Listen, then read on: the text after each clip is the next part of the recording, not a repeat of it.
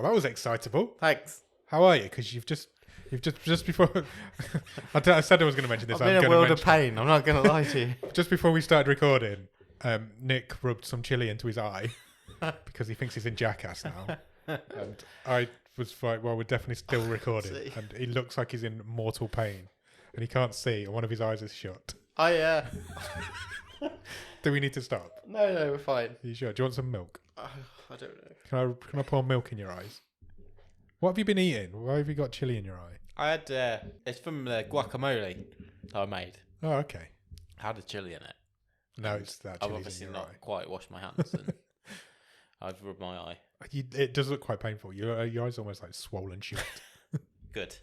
If it makes you feel any better, I've really hurt my toe, and I don't know what I've done. But it's swelled up and everything. I don't know what I've done to it. Did you put chili in it? No, not in my toe. You're going to be okay to do this episode? Yeah, fine. I might just leak a bit from the eyeball. Fine. Well, I'll keep checking in on you as we go. Fine. So I'll soldier through. We're on episode 20. I know. Season I can't believe 5. it. So there's only 5 left after this one. Actually, I don't mind Jackass. I saw the trailer for the 4th one. Did it not make you feel a little bit sad that they're like in their 50s now and still doing that? Oh, sure. But I kind of got a bit of a soft spot for it. Yeah. I've not watched it for like 50, I don't know, when did the last movie come out? It was probably 15 20 years ago, probably.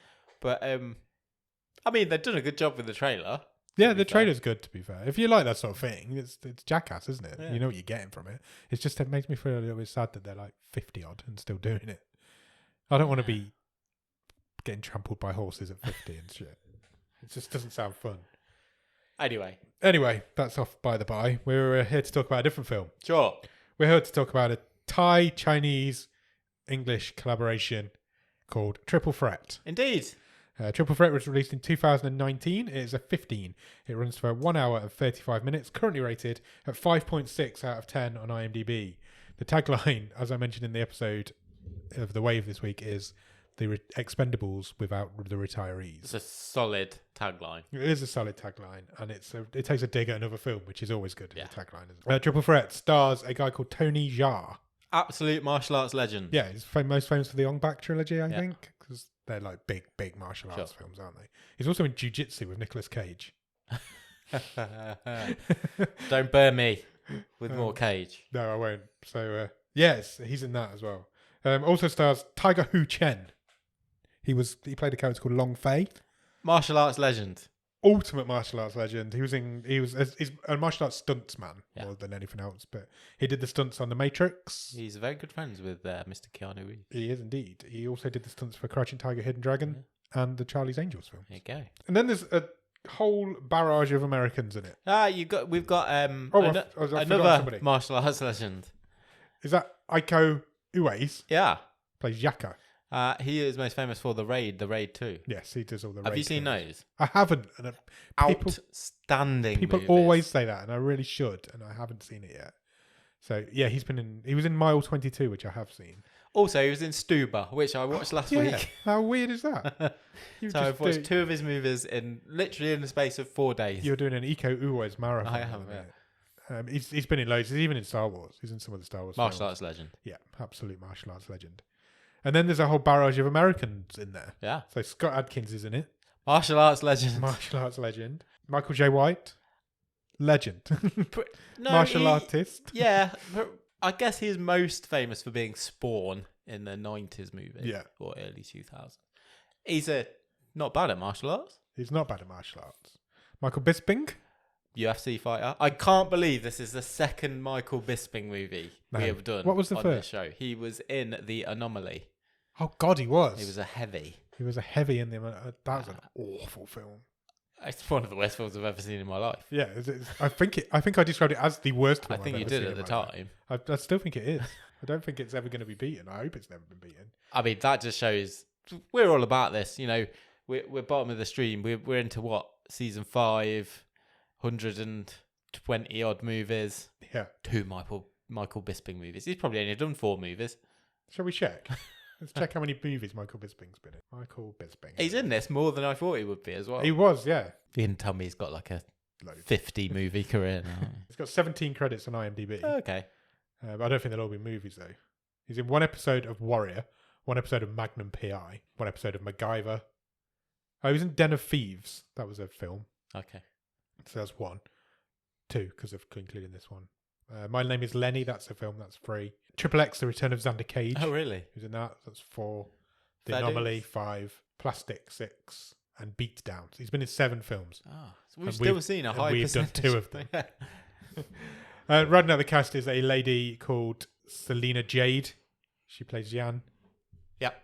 And she's been in a few bits and bobs. She was in the Arrow TV show for a while. Okay. She does some video game voices as well. But yeah, she cast.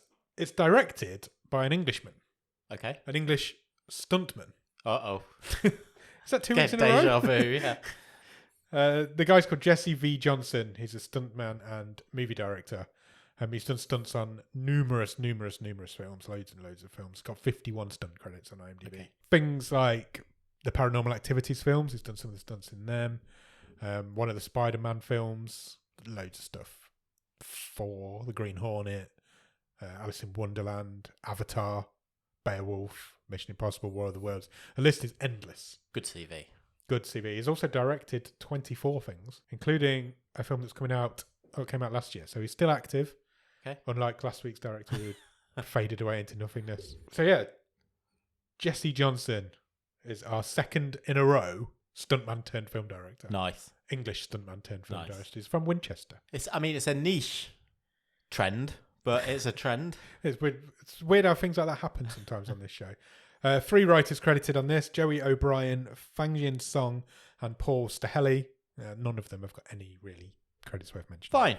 I do want to talk to you. We don't do this very often, but I want to talk to you about the budget for this film. Oh, I like some stats. You got me some. I've got some budget info. stats because I found this fascinating. I find movie budgets quite fascinating anyway. What do you reckon the budget for this film was? I This think is estimated by IMDb. It's not official, but I think that'll be pretty close. I'm thinking pretty high. You've got There's a cast. a pretty good cast. There's quite a lot of practical. There's a lot of explosions, practical effects, big set pieces, Yeah. car chases. I'm not talking stellar, but I think reasonable. I'm going to say 20 mil. Half that. 10 million. Really? $10 million budget, which is nothing. They've done an excellent Even job to get a cast like 10 that million, in a this film. out of a $10 million budget. Would you like to know the opening weekend gross in the United States I would. from a $10 million budgeted film? Yeah. $5,936. No. Yeah. Wow. Not good.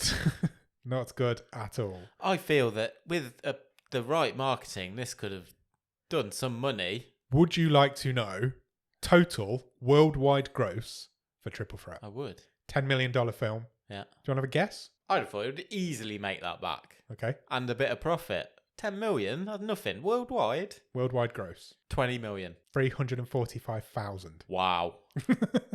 This film is a absolute flop. That's 100%. incredible. Somebody's made a $9.5 million loss on this film. That's crazy. Mad, isn't it? That is mad. $345,900 US worldwide gross. Because I don't want to give away what I thought of this film. That is absolutely crazy. It is crazy. Even in China, it only made $171,000. Wow. And China's like, well, it's the basis of this film, and it's also the biggest movie market in the world.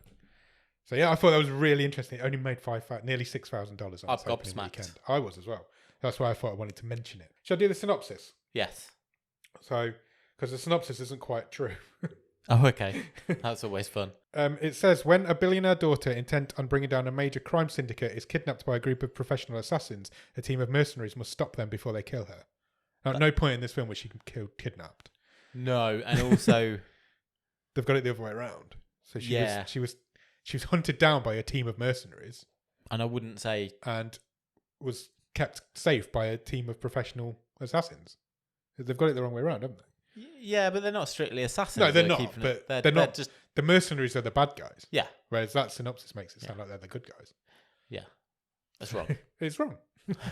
it's IMDb's I take synopsis. I take it back. I don't know who writes those. If it's IMDb, It says or if it's, it says if it's- anonymous underneath it. Well, So if you somebody- can't write a synopsis of your own movie, you don't deserve to make your money back. Somebody's made it up. Do you have a one-word review of Triple Threat? Scrap daddies. Scrap daddies. Yeah, Why?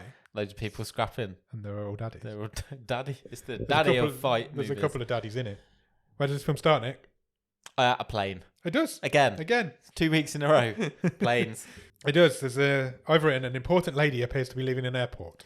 I put a lady is off to the embassy. So she's leaving the airport. She's got paparazzi around her. She's got bodyguards. Yeah. She's been taken from the airport to the embassy.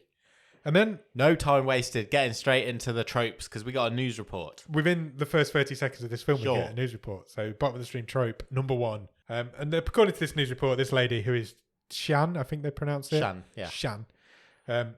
She is planning to take down a crime syndicate. She is a philanthropist. Yes, She's the daughter daughter of of a very rich man, and she and her father are looking to invest into.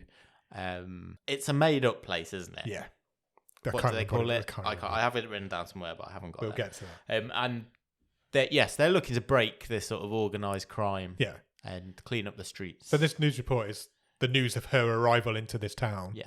And it's the footage on the news is just the same bit that we've just seen from the... Clean up these lawless streets. Yeah, so she's in town to make a change, is what she's here for. And then we are in a jungle, all of a sudden. Yeah.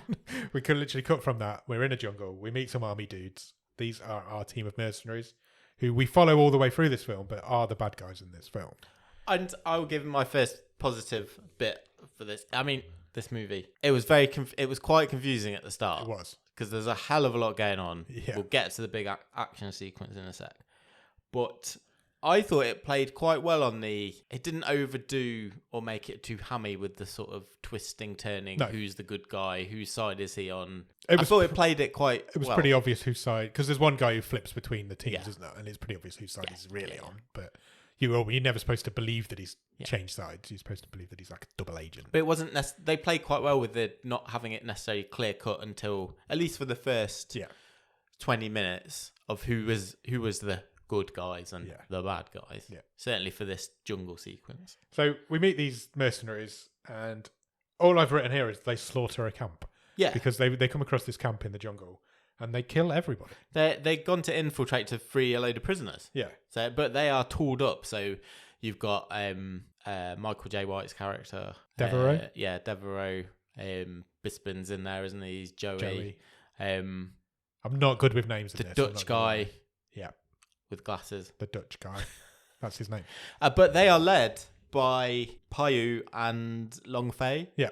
Who are Tony Locals, Jaa's, I guess. Yeah, Tony Jaa's character and Tiger Chen's character. Yeah. And they're the guides. They're guiding them through this jungle. Yeah, they're working with these mercenaries. They look a bit shell-shocked when the shooting happens because I don't think they were expecting It's murder. brutal. It's brutal. They ask no questions. They come in secretly and wipe out this entire camp. Yeah. One of them's got a rocket launcher. Yeah. And eventually they kill everybody. They think they've killed a guy who isn't actually dead. Yeah. And then the only person they've kept alive is this American dude. And he leads them to where the prisoners are being kept. And they let this prisoner out. But the American guy says to him, "You are making a huge mistake. So they're like, where's Collins? We've come to get get Collins." And the American guy says, "He's a terrorist. You cannot have him. He's he's chained up. He's literally chained up. He's the most dangerous man in the world." Yeah, that's basically kind of the thing that they're going for. He's chained up He's in underground in a pit with a cage on top of him. Looks because like he's that dangerous. Tom Hanks in Castaway. He does. He's got a big, massive beard. But they don't give a shit. They want this guy out, and they get him out. That's the job, yeah. That's their job. That's what they've come here for. And they get him out. They slaughter this American guy. They get Collins out. They release Collins from his shackles. And then they blow the place up. Yeah. They leave the two... Huge explosion. Leave the two guides. Set a bomb, don't they? Yeah, they leave the two guides to die. And set a bomb and just blow the place up. And they leave with Collins. Oh, also, we kind of forgot to mention, because they kill everyone. Yeah. Iko Uwais, his character, Yaka, so his wife is killed in the attack. Yes. And they're they sleeping, think, aren't they? Yes. They think he's been killed, but he hasn't. Yeah. One guy just leaves him to die, but he's actually okay. We then find out quite quickly that the two guides survive. Yep. Somehow survive. They somehow manage to release the rest of the prisoners as well before the rest of the bombs go off. All the bombs go off. So we get kind of like a flashback in time. We find that out a bit later. From their perspective, yeah. Then we get a bit of a flashback for Yaka as well, because you see him burying his wife. Yep. And then he says to his wife's dead body, "Forgive me for what I have to do." Yeah, he's like, he gets naked and there's fire everywhere. And Yeah, he's like, it's cool. he screams to the moon, Yeah. I will have vengeance on you, Yeah. from you, for you, something like that. And then a mysterious lady gets a telephone call Yeah. to say that Collins has been liberated. Yeah, this is the shadowy boss lady. We don't know who she is. I don't think we ever find out a name for her, but not sure. don't think we do. But she gets a call to say mission's been successful, the camp's been wiped out, everybody's dead, and we've got Collins.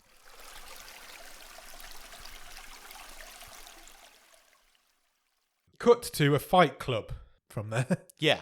The So- dude, This is Yaka. we're following Yaka for a little bit now. He's out of the village. It's quite confusing because I don't want to be racist, but Yaka and Payu are very similar looking people. Oh, did you think? Yeah, do you not think? No. Had no clue which was which at any point. And also, it didn't catch anybody's names until about 5 minutes from the end of the film. So I might get them mixed up at some point. Yaka goes to a fighting club. Okay. Um, It's a fight pit, isn't it? yeah, it's a pit with loads of Thai men gambling around. And he watches an awesome fight. I've written it down. There's two guys fighting. So it's Payu. Yep. And he fights this huge guy. Yeah. And takes him out. When I was travelling in between my second and third year at university. Gap year? No, 'cause it was just Yeah, in the just summer. wasn't it? With one of my housemates. We went to Thailand, Singapore, Yep. etc., Malaysia, all around there. And one night we were at a club on the beach. A really quite small little Thai guy gets into a fight with a quite large Western guy. Okay. Don't know what nationality it was. It wasn't really important. And things quickly escalated on the dance floor. Yeah. To the point where everyone gave him some space. Clearly it was about to go down. Right. And this big guy, I think most people would have put their money on him. He towered over this little Thai guy. Yeah. Do you know what happened? The Thai guy obviously won. One punch. Really? Floored Not him. Sparko? Yeah.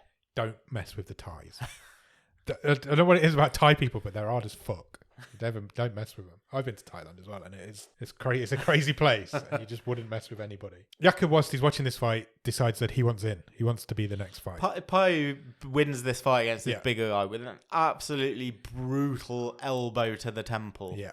And the guy's head just explodes. It's an awesome fight. Yeah. It's a really awesome fight.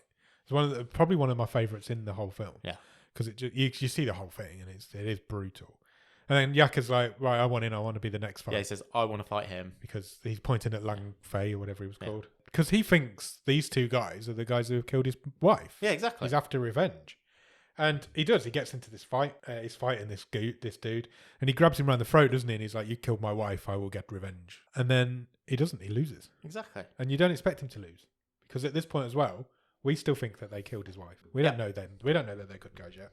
But he loses. He gets the foot kicked It's out another of good him. fight. It's a great fight. Another great fight. But yeah, Long Fei kind of he bests him in the end, doesn't he? He does indeed. But yeah, because he's carrying an injury still, isn't he? Yeah. His arm's all cut up from the attack. Yeah.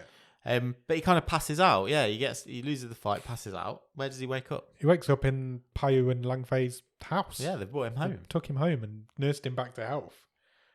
They feed him. They've medicated him.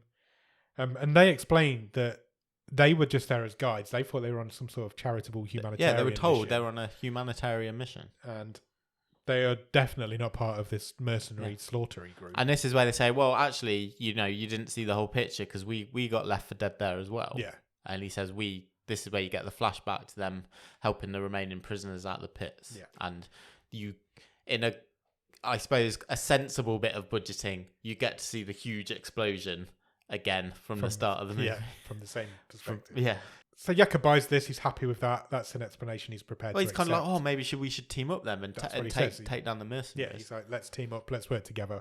Let's take them down. And they have a toast. They toast new friends. They kind of just get drunk together, don't Yeah, they do. The next morning, Paya and Lang Fei wake up. Yeah. And Yaka's gone. He's done one. And they think they've screwed him. He's been screwed over. They've been screwed over because a load of cops come up and storm the place. And they're like, he's screwed us over. So they get arrested and taken to the police station. Then the next time we see Yaka, he's on the phone. This is I didn't quite get how he got their number. Yeah, he somehow got Collins' phone number. Yeah. Collins is now the leader of this mercenaries. Yes. For the rest of This this is film. Scott He's in Adkins' charge. character. Yeah, he's in charge. He somehow managed to get a phone number for him. I don't know how. No. Unless I will overlook it. possibly Pio and Long Fei had it. Maybe. But why would you have... Collins has been in a cage for numerous months by the looks of him. So, yeah, we'll overlook that. It's a plot point. Cut back to Xian. So the reason he phones Collins, is he says... He says, there's 2 guys from that raid you did on the village. Yeah. Still alive. Yeah. Also, they're in prison. They've been arrested. They're probably going to talk. out. Yeah. Sort it out. Cut briefly to Jan. She's arriving at a hotel. She's there for some charity event. And she's going to do a TV interview. Yeah, about how she's going to stop all the crime. Yeah. Cause coincidentally, fortunately, I guess, and also for the plot, this interview is being broadcast live into the prison cell where Paiyu and Long Fei are currently sitting. Yeah, that's fair. The mercenary team are outside this hotel. Yeah. Because they're waiting for her. Their next job is to take her out. Yeah. Because they don't want the crime to stop. No. Why would they? That's the point where Collins then tells the rest of the team that these 2 guys that we've hired before are now in the police station. Right, let's take out this woman, then we'll go and take them out. Then we'll go and take them out. Job done. Everybody's happy. We then see a bit of Chan's TV interview. Yeah. She's been interviewed by a dude on the TV. She's a bit of a celebrity, isn't she? She's going to for sure. Because he's like, I'm honoured to be talking to you. You're like the queen. And it's basically all about how the good work she's doing and what's going exactly. on. It's unimportant to the plot. The interview wraps up. As the interview's wrapping up, the mercs are getting ready because they're going to storm her when she comes out of the building. They're not subtle on this one. No. Midday time. So she walks out of the building with her assistant / bodyguard and a few other bodyguards and people. And again, fights on, shoot out. They're just fire. They just get these machine guns and just shoot everybody. There was a lot of shooting in this movie. There was a lot of bullets in this movie. And it was another really good... It was a good scene, good shootout. Yeah. Everybody gets killed except for Xian and her bodyguard. Yeah. The female bodyguard. Who is injured. She does get shot, but she doesn't get killed. So she says to Xian, you've got no choice. You need to run. Yeah. Because I can't save you anymore. I'm probably going to die in a minute shooting these people. But you need to get out of it. So Xian basically just runs off into the city. She finds a tuk-tuk. It's all right. She jumps on the back of a tuk-tuk. She jumps on the back of a tuk-tuk and tells the bloke to take her to the hotel. Yeah. Oh, no, the embassy. Yeah. She's like, take me to the embassy. And 2 of the mercs have followed her. They can't get to the embassy. Yeah. So they go to a police station. Yeah. 2 of the mercs follow. They just miss her on this back of this tuk-tuk. The bodyguard, meanwhile, takes out one of the mercs. She kills one of them. Yeah. It's just crazy. At the start of this film, we're 15 minutes in, if that. 2 really good action scenes. 2 really good action scenes and 2 really good fight scenes. Yeah. Straight off the bat. We're not hanging around. The mercs, or Collins is like, well, she's gone to the police station. We know she's gone to the police station. Yeah. We know our other 2 dudes are in the police station. It's a big city. It's a bit of a leap to presume they'll be at the same police station. Of course they're going to be. It's a movie. It's a movie. It's movie logic. And they are. And so he's like, well, she's taken to the police station. We know they're in the police station. 2 birds, 1 stone. Yeah. Job done. 3. 3 birds, 1 stone. We'll just hit this police station, take all the cops out, take everybody out. The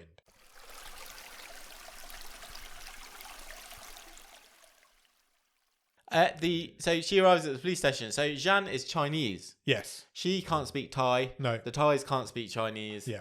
But they don't know who she is. They think, we've just arrested a Chinese guy. Yeah. Because Long Fei is Chinese. They haul him out of the cell. Yeah. Because they recognise that she's on the TV in front of them. So she's like, they know she's important. Can you translate? And he said, I've just seen you on TV. Yeah. Literally just been watching you in our prison cell. Yeah. So the cops knew she was important because she was on the TV, but they didn't know who she was. They didn't know anything about her. And then whilst Lang Fei is translating this interview, there's a fuckload of cops in that room as well. They're all listening to this translation. And then I've just written, boom, the mercs are in, because there's just a huge explosion at the front door. Cops are being killed all over the place. We've got another shootout. Yeah. Again, less than 15 minutes in. 3 shootouts now. And 2 great fight scenes. This film's no holds barred. It's not holding back at all. No way. Straight in. Again, they've done a great job. With you having said this is only a $10 million budget. Yeah. It looks... triple that. It doesn't look cheap. Doesn't. Not at all. No point does it look cheap. There is one bit later on which I will take umbrage with. I think I might know what you're going to say on that. And it just doesn't hold up to the rest of these fight scenes. Yeah. And it's unfortunate because it's right at the end of the movie. but so far, we'll get to that. It doesn't look cheap. It doesn't at all. You'd think the budget was 4 or 5 times more than what it was. So everybody's being shot at in the police station. The police station's under fire. Lang Fei and Xian are together. They're kind of hunkering down together, trying to protect themselves. Sure. They release Paiyu from prison. So the 3 of them are then together. And one of them has a fight with one of the mercs. Yes, this is the Dutch guy.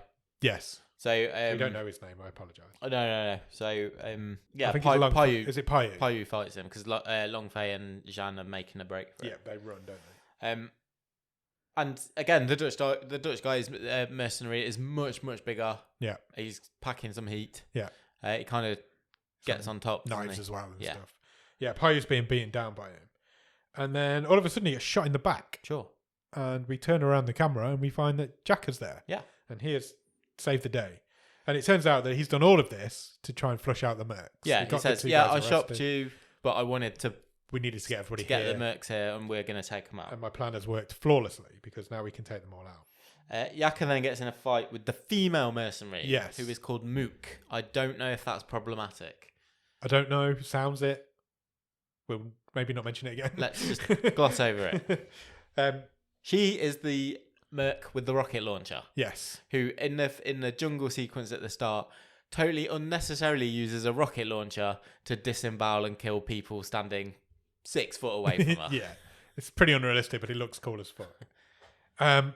Until she loses control of her rocket launcher. She does, yeah. And Yaka picks it up. She's pretty handy in a fight. Yeah, she holds her own. They have a good fight. Fist fight. She ends up on the floor. Yeah. Yaka picks up her rocket launcher and point blank. Well, she goes for a gun, a handgun. Yeah, she goes. And he says, "Don't do that because I'm going to fucking shoot you with this rocket launcher." And then she points the gun at him, and he shoots her the fuck with a rocket launcher. And she explodes into a million pieces. It was beautiful, and I shouldn't say that, but it looked incredible. It made me stop. I just literally sit up and go, "Oh." I've never seen in a film somebody get shot point blank with a grenade launcher, and it looked amazing. It sounds great horrible effect, to say. Great, presumably effect. Practical effect. Yeah, it was just a bag of blancmange. Exploding pig or something. I don't know. But it looked awesome, and it was really understated as well. They didn't make anything of it. You just seen it, and then we cut. He up to just the next sighed bit. and walked away. Yeah, it's like, didn't want to do that. So Poe stays fighting whilst Lang Fei and Xian run away. Yeah. And then eventually he leaves. He follows them. He finds their tracks basically and follows where they've gone. Yeah, and the mercs kind of make a bit of a retreat because they've lost two team members. Yeah, they're down to about 5, I think now. Yeah. They follow. They get on the trail. They find them, and we have a bit of a foot chase through the city at this point. But eventually they do lose them, and they manage to get themselves safe, get away from the mercs. The billionaire dad finds out at this point that his daughter's gone missing. These were a bit unnecessary, these cutaways, weren't they? It was a man at a desk. Yeah. Just getting information every so often. Your daughter's missing. Oh. Well, call the police. Ring the head of the police. The police are all dead. Yeah, there is no more police. Yes. One of them has been blown the fuck up. So he finds out. We get a quick cutaway to that. But the mercs now capture Jaka. Because he kind of stuck around as if he wanted to be caught. So Collins is walking away from the scene. All the mercs have split up. So he like ditches like a couple of weapons in the back of a truck, doesn't he? He's trying to make himself inconspicuous, I guess. Unfortunately, he's about 6'5", built like a brick shit house, wearing riot gear. Yeah. So he's soon cornered by one surviving police officer outside. And Yaka saves him. Yeah, he does. Saves the day. Yeah. So this is the point where you think, oh, Yaka's changing sides here. Yeah. Why is he doing that? You know that he's not, this is all part of his plan. But he tricks Collins and agrees to join him and... He says, you need my help. I know the streets. I know this city. I know where they're going to be. Well, I'll guide you through and we'll go and find them. Zhan and the boys are now on a boat. It's the way to get around in Thailand. So they're on this boat. And then they steal a cop's car. Yeah. A cop's gone into this restaurant for some dinner. There's a really funny exchange here as well between Long Fei and Zhan in the car because he's like, I don't know how to drive. Yeah, because he's like, you drive, I'll navigate. And she's like, you're the guy rescuing me. You have to drive. He's like, I can't drive. And he can't. She's None of like, them you're a can. professional killer. Surely you can drive. He was like, I'm a professional killer. I don't know how to drive a I've car. got a fucking clue how to Really drive a car. funny. It I was liked really it. funny. Collins gets a call from the boss, the big boss man. Was it her or was it a guy this time? I can't remember. But he basically gets 48 hours to complete the job. Yeah. Otherwise, the contract reverts to you. Yeah. So if you don't kill her within 48 hours, we're going to kill you. Sure. So he's now on the clock. So he's got to pull his finger out. So he takes up Yaka on the offer. Yeah, he's like, "Come on then, Yaka, sort me out, help me out. You could be our fixer. You can be our fixer." Meanwhile, Zhan and Pio and Long Fei are stuck in traffic. Yeah. Because they're trying to get to the Chinese embassy. Trying to get So if through they can town. get there, then they're saved, aren't they? The Mercs find them again. Yeah, because this wasn't very well described, but I think what we were supposed to take from this is that the Mercs had got to just outside the embassy, 'cause they and were they searching every basically car. blocked the road. Yeah, they were searching cars outside Yeah. the embassy. It was Michael Bisping's character Yeah. was searching cars, and I want to say runs after them, but he can't run very well, old Michael Bisping. So he slowly ambles after them. So they have to escape. So they He drive. did well to spot them as well. He Because did. Michael Bisping was well known for only having one good eye, I think, in his fighting career. So they turn their car around. They do this whole driving through the streets kind of thing. Oh, the other bit that made me sit Yeah. up in this film was here when Collins is running after him. So Collins runs after them, and they're heading straight for him. Yeah. And he ends up on their windscreen. He kind of just like takes a running frog Pounce. splash Yeah. onto the car. Yeah, he lands on the windscreen. So it just looks brilliant as he's It did, flying yeah. through the air. It really I had to did. watch it twice. I really enjoyed it. It was a great bit, but I was thinking just slam the brakes on and he'll go flying. Yeah. But they didn't. And you'll probably finish him off. And then he punches through the windscreen with his Just bare hammer fists. Hammers straight through the windscreen. Which causes them to swerve, which causes him to fall off the car. Sure. And then, but also they can't see where they're going now, so they crash the car. But they do manage to get away because Collins is lying in a crumpled heap on the floor. They escape into sort of like the indoor market, don't they?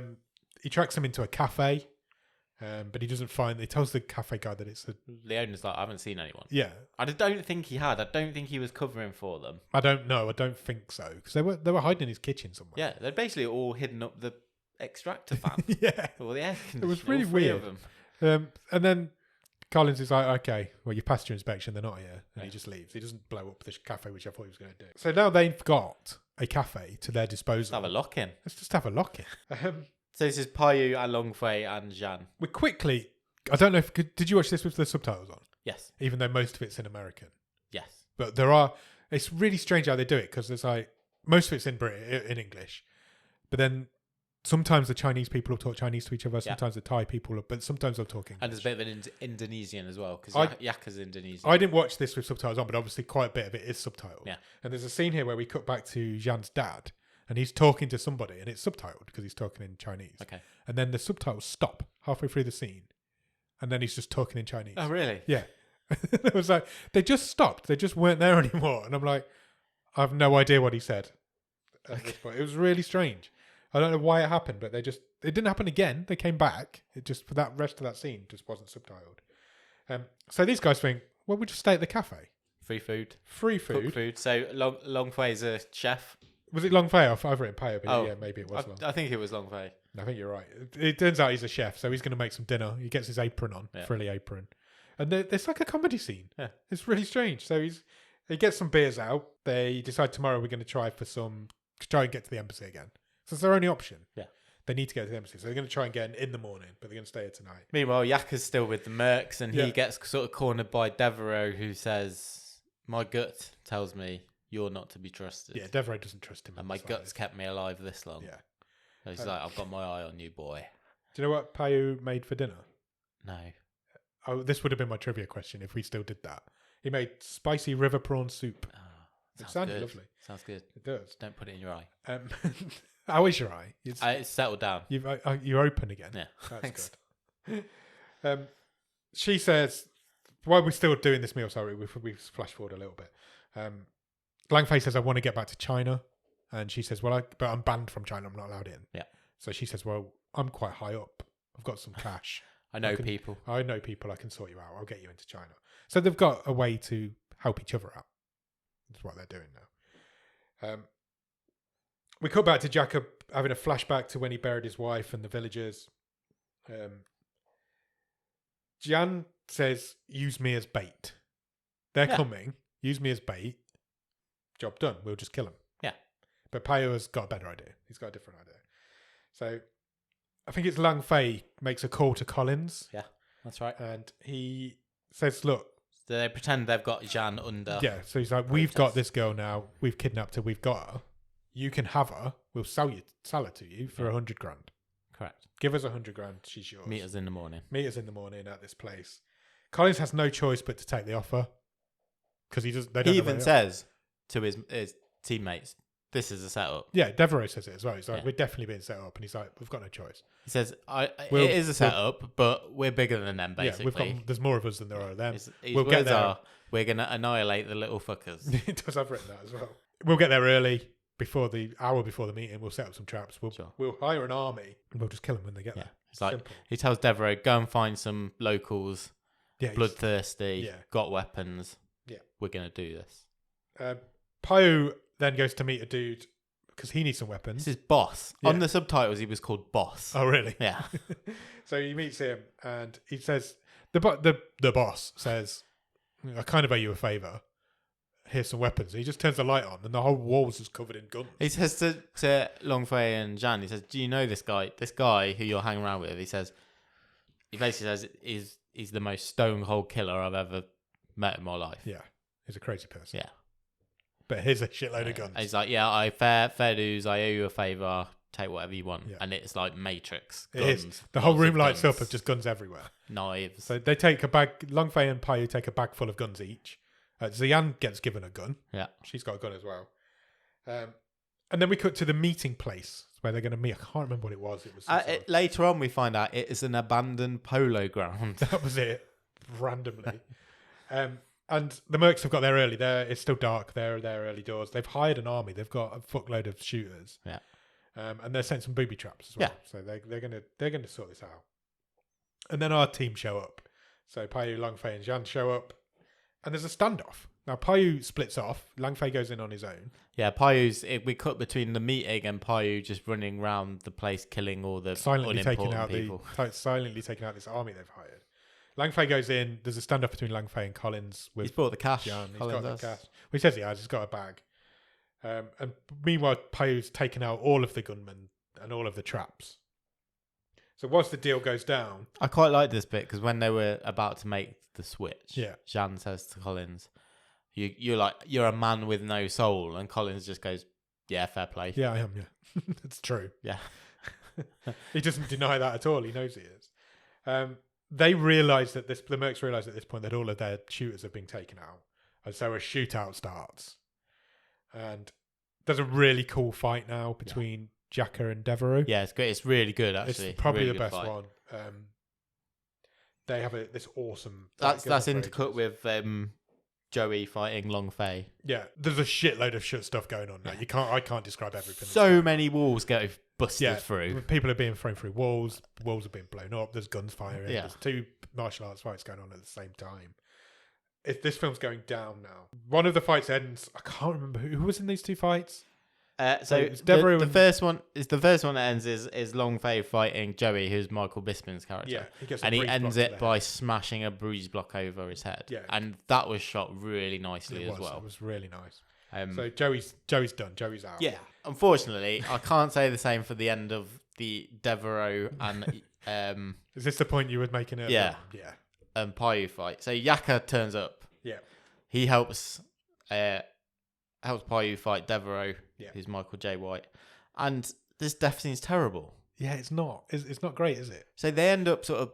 I don't even know why they did it. No, they end up sort of pushing Devereaux off a bit of a height, and he's impaled on a... Spike, some wood. It's a rundown of the building. I don't know what's gone wrong here in the edit, because they then cut... whether they've made a late change, because the original was a bit too gory or something, but there's a cut. He falls and then it cuts just to a grey t-shirt, so it's a close-up of his abdomen, and a squelchy bit of wood goes through him, and then it cuts away to him being impaled on this spike, like you say. It's quite clearly something completely different to what we've just seen go through his torso. It was wood that turned into metal quite quickly. And it's a really bad edit. It is just a poor edit, unfortunately.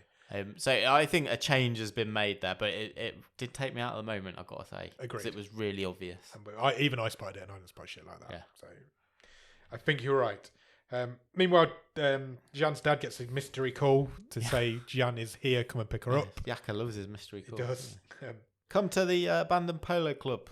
And then we get the fight we've all been waiting for. So Payu and Collins are going to have a fight. Yeah. Yaka, quite soon after this fight starts, Yaka gets involved. Yeah. And we've got a 2-on-1 match. Payu gets kicked through a concrete wall. Yeah. Did you see how thick that concrete was? There's no way. Lots of lovely slow motion dust and concrete breaking. People are falling off balconies. Yeah. It's a great, again, just really well. There isn't any bad fights. You would expect, we are talking about, like I said, absolute martial arts legends. They should be good fights, if nothing else, in this movie. And they are. Directed by a stuntman as well. It's always going to be. It's all this film is. We're going towards the end of it. Sure. And all we've had so far is fights and gunfights. Yaka eventually ends up going off a balcony. Yeah. Longfei has been knocked out as well at some point. He wakes up at this point. So Collins has Jan. He's bested Yaka. Yaka's in a pile of dust on the floor somewhere. So Collins has got Jan now, and he's got a gun on her. Yeah. He's going to shoot her because that's his mission. His mission is just to kill this woman. He doesn't care about anything else. And so he fires the gun, and just as he does, Longfei saves the day and jumps in front of the bullet. Takes the bullet. Takes the bullet for her. Who got up? Payu got up? Payu got up, to carry on the fight. So, and he says, oh no, was it Yaka? No. Because he says, you've left me for dead twice. It will not happen again. No, it was definitely Payu. Was it definitely Payu at this point?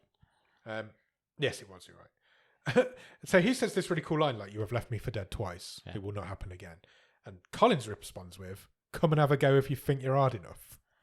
And Payu's just like, you're just talk. I'm like, oh, that was a cheese line. And then they have another awesome fight, which culminates with Collins being stabbed with 2 knives at the same time. Payu stabs him in the nipples. Yeah. Literally impales him with 2 knives at the same time through his nipples, which kills him.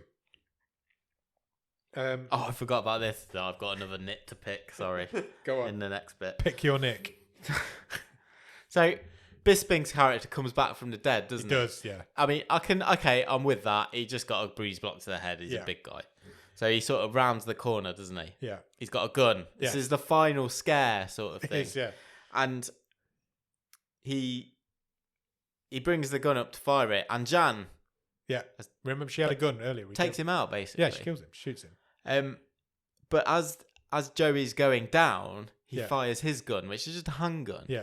And the sound editing's terrible because it's like he's shooting a submachine gun. It's the same sound effect we've heard all the way through. Yeah. But it's not a handgun. Bad attention to detail. It was. Because it is like I say, it is like he's got a minigun. Each gunshot was like an explosion going off. And he wasn't shooting at anybody. Well. Yeah. He was going down. He was just... The fires about 3 shots. Yeah, as he goes down. From his pistol. They're just going to the ceiling. And all you can hear is... That's like... And Jan fills him with about 18 bullets from a handgun as well. At this point, so everybody's dead. All the mercs are dead. Yeah. We're coming to the end of our film. Jaka gets up. He's still alive too. Then it just ends. So basically. So they're all sitting on a bridge. And it's outside the abandoned polo club. Yeah, which wasn't near a bridge earlier, but that's by the by. Jan's bodyguard from earlier, the woman who got shot, she turns up. Yeah, welcome back. And she's like, "Oh, there was a lady behind all of this. She's been arrested. Yeah, we've got her. To right. She's been arrested. She's done. She's gone to prison. And that's it. Longfei and Payu just still sitting on this bridge. Yeah, one of them goes off with Jan. Longfei accompanies Jan in the ambulance. Okay. Payu and Yaka are sat on the bridge. Well, one's sat on the bridge, and one's coolly leaning on the bridge. So then that's the end of the film, and then the credit sequence starts. Yeah. And what the fuck was that? Then you just get a really cool slow-mo of them walking to the camera as the credits start. So Tony Jaa, Iko Uwais, and Tiger Chen. Just walking towards the camera. In slow motion. And then the credits That was awesome. It was awesome. It was just random. It was a little bit odd. Yeah. What do you think? I had a great time. Me too. It's so much fun. I don't watch a lot of this. Every time I say it, I was like, I don't watch a lot of martial arts films, but every time I do, I really enjoy them. We've done a couple on here now. It was just pitched at the right level. It's brainless. It's just shit for brains action. Yeah. It's really well done. The story is non-existent. Yeah. There is no story to this. It's somebody's trying to kill Jan. Somebody's trying to stop her being killed. Yeah. We don't know why she's trying to be killed. Somebody's took a contract. We don't know why. It's got cool locations. It's got people who are great at their art. Yeah. With this being the martial arts. You know, even Michael Bisping, who can barely move, looks pretty good. Yeah. You know, same with Michael J. White. I just had a great time. The brainless fun. The tagline of the Expendables without retirees is spot on. Yeah. Because everybody's at the top of their game. Like we said, there's a few clangers in this where they're just... Yeah. I don't know who dropped the ball on those couple of edits, there. yeah. But I can't believe this only made 300 grand. It's mad, isn't it?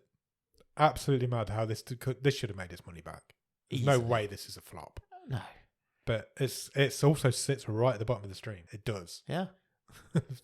You'd have thought for the just on name value for the audience, how could you only make 300 grand from this movie? $5,000 in its opening weekend. How? That's one cinema. Yeah. You make that in one cinema. Some films must make that in one cinema. That is mind-boggling. It blew my mind. I didn't read that till after I'd seen the film, and I was like, I'm really shocked by this that. film knows what it is, and it does it good well. at doing it. It does it well. It's a brainless martial arts movie. Yeah.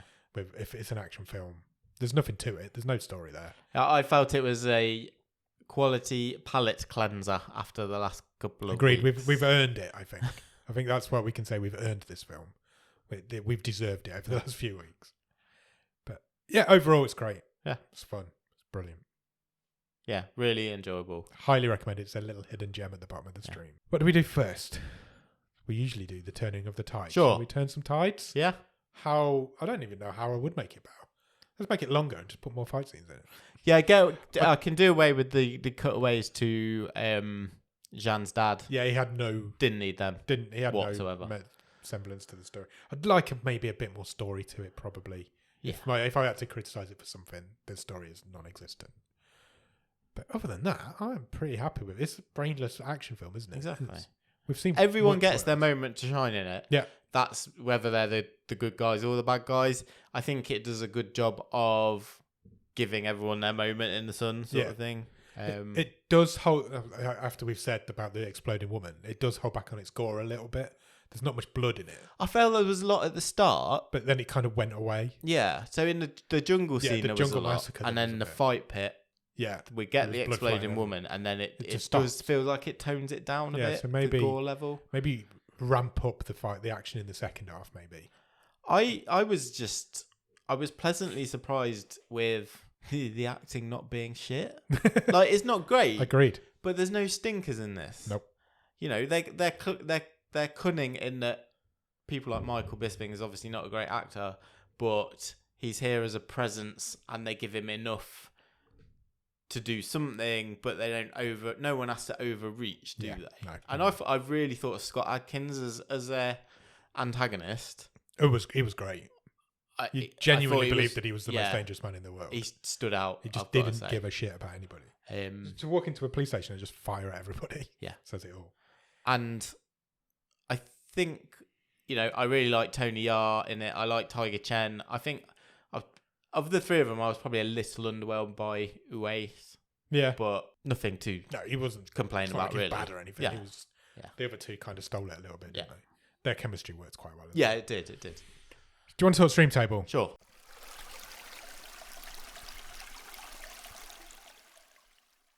Where am I reading from? I'm pretty high on this. I'm pretty high on this. So I think top 10. Top 10. Let me read top 10. I've got no numbers on my stream table. Okay, that will make it interesting. 3, 4, 5, 6, 1 to 10, though. You can count. You'll be all right. No pressure. My feeling currently is that TikTok is at number 10. It is. TikTok is at number 10. John Henry, Paradise Hills, Bullethead, Urge, Time Trap, Shadow of the Moon, All My Friends Are Dead, Disappearance at Clifton Hill, and Deirdre and Laney Robert Treen is currently number 1. It's tricky. I think it is tricky. For all, it isn't like any for of them. Sheer balls to the wall, fun, it's right up there. Yep. Is there enough there of substance to hang it together to be right up near the top? I don't think so. Personally, I think the lack of story keeps it from the top 3, probably. What's the top 3 again? Just All My Friends Are Dead is at number 3. okay. The Disappearance of Clifton Hills is number 2, and Deirdre and Lainey Robert Train. What's number 4? Number 1. Number 4 is In the Shadow of the Moon. Okay.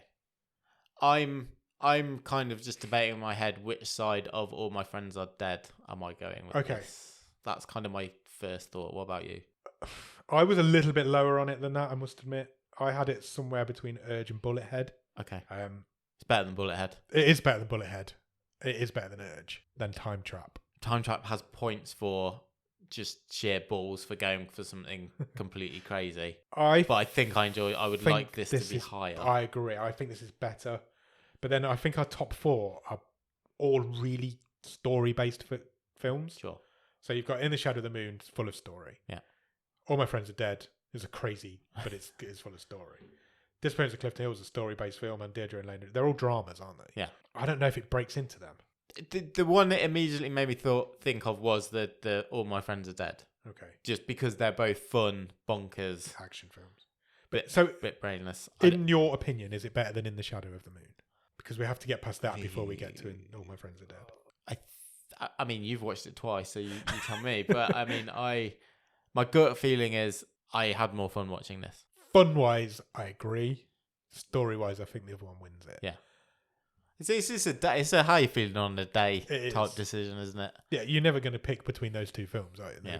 They couldn't be more different. If we're arguing whether it comes 4th or 5th, I think we're splitting hairs a bit. Agreed. If it's top 5, I'm quite happy with that, to be honest. I don't think it breaks into that top 4.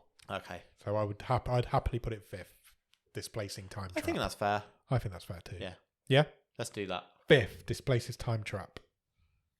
I'll forget that by the time I'm doing the edit. As I always do. I have to listen to it to find out where to put it. Do you want to pick next week's film? Sure.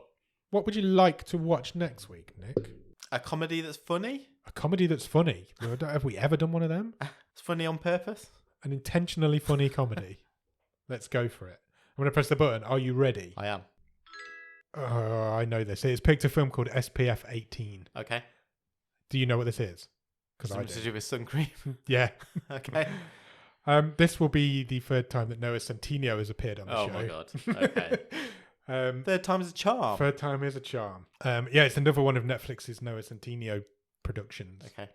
He's another person talking about Michael Bisping earlier. I feel like I've, through this show, watched half of Noah Centineo's career. Well, yeah.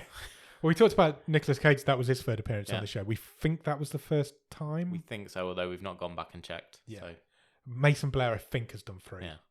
But they only really just cameos in 2 of them. So I don't think they count. Well, we've got another one. We've got another one in Noah Centineo. So SPF 18 is from 2017.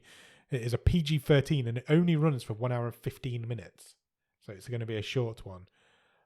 Its IMDb rating at the current time is 3.2. So it's low. Same as Left Behind was last week. It was a 3.2er, I think. Do you want to know the synopsis? Yes, please. 5 high school grads on the cusp of adulthood have their summer of discovery while surfing and house sitting at Keanu Reeves' elegant beach house. Penny seeks to finally lose her virginity with Johnny. Johnny, in the wake of his father's death, wants to make a choice between art school and surfing. Cousin Camilla wants to be taken seriously, whilst country singer-guitarist Ash wants to be himself. Suspended surfer Steve wants to find his place on the beach. Kids drama beach. Yeah, it feels Keanu Reeves' beach house. Yeah, generic enough of a synopsis, but I'm up for it. Why not? So it is Noah Centineo. Carson Mayer plays Penny. Bianca Santos and Jackson White are your other 3 names, I think. Cameo wise, Rosanna Arquette is in it. Molly Ringwald is in it. Oh, wow. And Goldie Hawn is in it. Interesting. You've made me more intrigued with each name. Also, Keanu Reeves is in it. Excellent. And Pamela Anderson is in it. I'm on board. If we're doing Spot the Cameo. I presume they're all cameos. Yeah. Written and directed by a guy called Alex Israel. It's his only thing on IMDb. It is rated at 3.2. We're going to talk about it next week. Come back next week. In the meantime, check us out on Twitter, Instagram, and Letterboxd at BOTS_podcast. If you want to drop us an email, you're welcome to do that. It's bottomofthestream@gmail.com. And our website is bottomofthestream.com. On our website, you will find every episode we've ever recorded, all 5 season stream tables, loads of other cool stuff, and there's even some merch if you want to buy a Bottom of the Stream golf bag. I'm going to try and say a different thing I don't even know if golf bags are on there. Patreon. Patreon.com/bottom of the stream. On there for a couple of quid every month, you'll get early access to the movie episodes. You'll get bonus episodes. You will get a newsletter that Nick writes every month. And if you come in at a certain level, you'll get a wild card. So you can pick the film that we watch. Indeed. And finally, after you've done all that, click the Discord link, which will be at the bottom of the show notes, and join our Discord server. In there, we talk about all sorts of cool stuff. We're going to do the watch along of the original Left Behind at some point in there. And we talk about the island quite a lot because of how bad it is. So yeah, do all that. Amongst other things.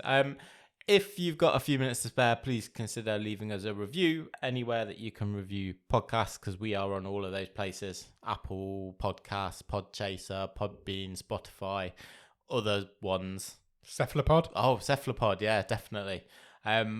Because it really helps. It helps get our little thumbnail and in front of more people's eyes, and that's what we want to do. We want to spread the word about Bottom of the Stream. What could you do this week? You could blow up a woman. right, okay. And then I'm interested to see where you're going with this. Arrange her intestines into a review. Nice. I made one up for a change. Fine. You can do a better one. No, I was going to say you could choreograph a review through the medium of fight. Kind of like an interpretive fighting. Yeah, I like it. Is it capoeira, the Brazilian dancing martial art? Something like that. Yes. Use that. Yeah, it's something like that. The one's an animal, and it sounds. Yeah, I know. like that. I might have just asked you to send us a giant guinea pig. I'm not quite sure. Yeah, don't do that, please. I've not got a pen. So yeah, do all that, and then don't have to draw it. Do all that, and then check out SPF 18 starring Noah Centino and all those good cameos that I just mentioned. And we'll come back for The Wave on Monday, and we'll be back next week to talk about SPF 18. Thank you. Cheers. Bye.